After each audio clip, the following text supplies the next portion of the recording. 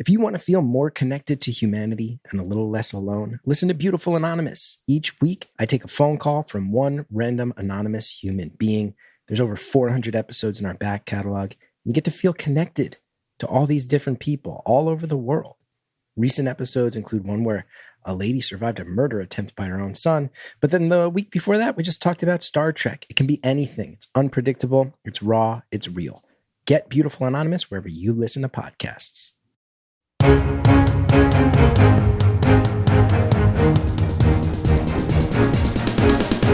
It's Friday, November 14th, 2025, and this is the Washington Times front page. Thanks for joining us. I'm George Gerbo. Skepticism abounds on the potential for a bipartisan deal to lower healthcare costs, but a deadline is driving the negotiations. Lindsay McPherson reports Senate Republicans promised to vote on the healthcare issue in mid-December after enough Democrats voted to end the shutdown and backtrack on their demand to stop enhanced government subsidies from expiring at year's end. Democrats are focused on subsidizing insurance premiums for 22 million Americans that use the Affordable Care Act. Otherwise, their premiums will double on average when the pandemic-era subsidies expire December 31st. Republicans argue Obamacare is broken and they don't want to keep sending subsidies directly to insurance companies. They're floating ideas for redirecting those taxpayer dollars to consumers to choose their own healthcare plans.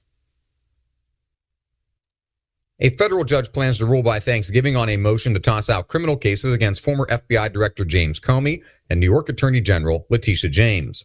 Susan Ferricchio reports attorneys for both asked U.S. District Judge Cameron McGowan Curry to dismiss separate criminal charges against them.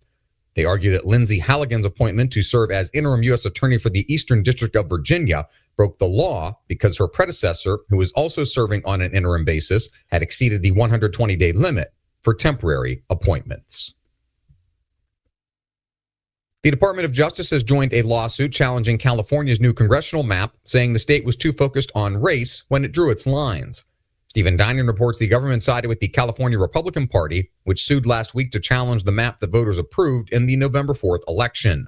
The DOJ says the legislature, which drew up the map, cast the debate as one of racial representation as much as it was about political parties.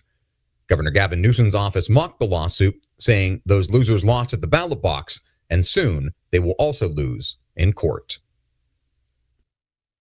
The fierce political battle over the Epstein files threatens to roil the next round of Republican primaries now that House members will be forced to pick sides. Polls show overwhelming public support, including among Republicans, for complete transparency, Seth MacLachlan reports, and some lawmakers warn that voters are keeping a close eye on them. Disgraced financier Jeffrey Epstein and his associate Ghislaine Maxwell trafficked underage girls for sex, possibly with some of Epstein's wealthy and politically connected friends. And finally, the Pentagon's secretive replicator program isn't about drones, at least not entirely. If it were, Ben Wolfgang and John Seward report it's fallen short of its goal to field multiple thousands of autonomous systems by August 2025. The exact number is classified, but the initiative seems to have fielded only hundreds by the target date. Replicator's proponents say it's succeeded in its broader and arguably more critical mission to spark significant changes in how the Pentagon procures and fields cutting-edge systems and the speed in which it delivers 21st century technology to warfighters in key theaters.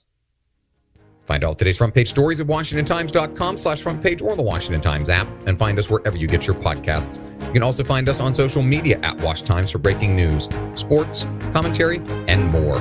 For the Washington Times, I'm George Gerbo.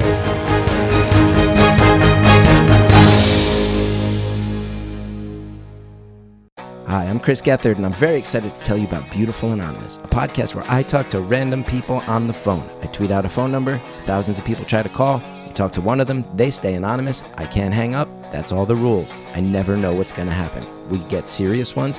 I've talked with meth dealers on their way to prison. I've talked to people who survived mass shootings. Crazy funny ones. I talked to a guy with a goose laugh, somebody who dresses up as a pirate on the weekends.